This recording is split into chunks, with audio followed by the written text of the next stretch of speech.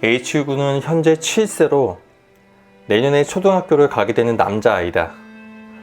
어머니는 H군이 유치원 여름방학까지만 해도 그런 대로 잘 지냈는데 유치원 개학을 한 후 갑자기 증상이 심해져서 병원에 오게 되었다고 했다.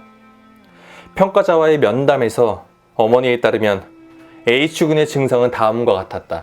H군은 4살 때부터 상당히 공격적이어서 6살 때 소아과 정신과에서 상담을 받아본 적이 있었다. 검사 결과 적대적 반항장애와 ADHD를 함께 지니고 있다는 진단 소견이 있었다. 이후 현재 1년 가깝게 어린이 놀이치료실에 다니고 있고 병원에서 처방한 약을 먹은 지도 이제 몇 개월이 지났다. 그런데 유치원 여름방학이 끝나고 개학을 한 후에 선생님 말을 듣지 않고 규칙을 따르지 않았다. 친구들과의 관계가 다시 안 좋아져서 아이들을 때리고 얼굴을 꼬집고 귀찮게 했다. 어머니가 H군에게 이유를 물어보니 같이 놀고 싶은데 친구들이 놀아주지 않아서 그랬다고 했다.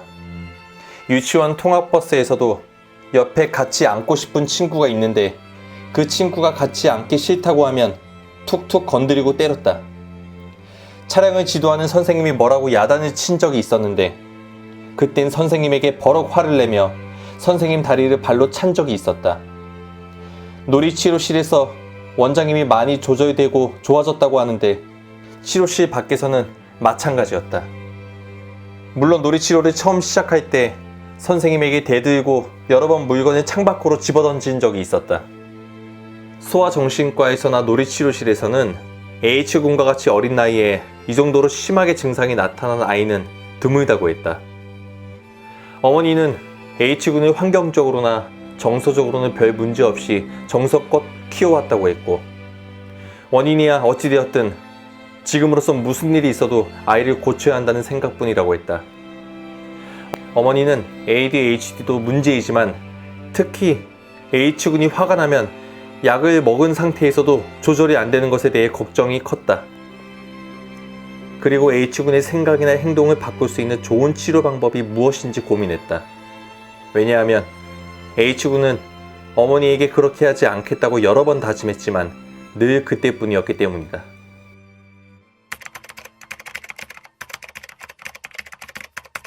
적대적 반항장애를 지닌 아동은 대부분의 시간에 화가 나 있고 따지기를 좋아하며 모든 것에 대해서 빠르게 안 돼, 싫어라고 말한다.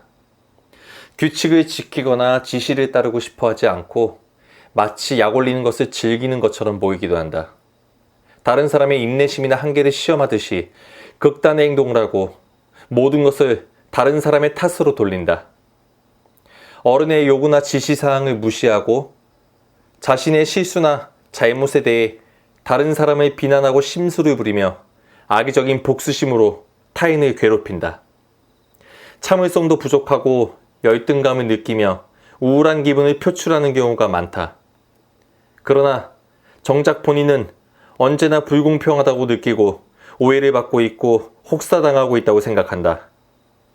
다른 사람의 행동이나 의도를 적대적인 것으로 해석하는 경향이 높다. 이로 인해 친구들로부터 따돌림을 당하고 교사의 눈밖에 나며 성적이 떨어지는 등 학교 생활에 많은 문제가 초래된다. 부모로부터 야단맞기 일쑤고 부정적 이야기를 자주 듣게 된다. 청소년기에 접어들게 되면 흡연, 알코올, 흡입제 등을 남용하기 쉽고 소수의 아이들은 품행장애나 기분장애로 발전되기도 한다. 극소수이긴 하나 성인기에 이르면 반사회성 성격장애로 발전하는 경우도 있다. 심리적 요인으로는 아동에 대한 부모의 반응 결여와 냉담, 아동이 부모를 믿지 못하는 불안정한 애착관계, 아동에 대한 부모의 지나친 강요와 억압, 부모의 일관성 없는 가혹한 훈육, 부모와 아동 간의 의사소통 결여, 심각한 가정불화가 적대적 반항장애 발달의 위험 요인으로 꼽힌다. 학습 이론은 모방학습과 조작적 조건화와 관련되어 있다. 즉, 가족 내에서 아동은 모방학습을 통해 적대적 반항 행동을 학습하고 이는 다시 조작적 조건 형성을 통해 보상적 강화를 받기 때문이다. 적대적 반항 장애의 치료는 우선 부모에게 양육기술 훈련을 교육할 필요가 있다. 부모가 치료 원칙을 이해하고 아동에게 일관성 있게 대할 수 있도록 교육해야 한다. 부모가 아동을 대하는 태도가 변해야 아동도 변하게 되고 부모와 자녀 간의 의사소통도 수월해지고 관계 개선이 이루어질 수 있다.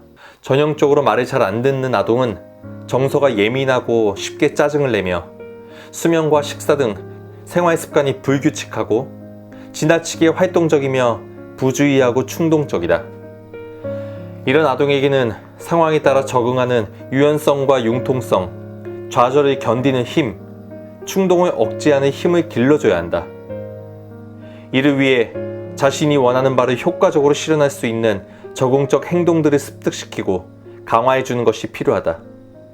만약 부모가 지시를 내린 후에 이를 확인하지 않고 무관심하거나 일관적이지 못한 훈육 태도, 신경질적이고 폭발하는 태도, 무시적인 명령, 때리거나 소리 지르는 등의 위협은 오히려 아동의 증상을 악화시킬 뿐이다. 아동 입장에선 자신이 이겼다는 생각이 들도록 하면서 결국엔 부모가 원하는 결론을 얻도록 슬기롭게 대처해야 한다. 엄마 아빠가 먼저 행복해야 우리 아이들이 행복해집니다. 세상의 모든 부모가 행복해지는 그날까지.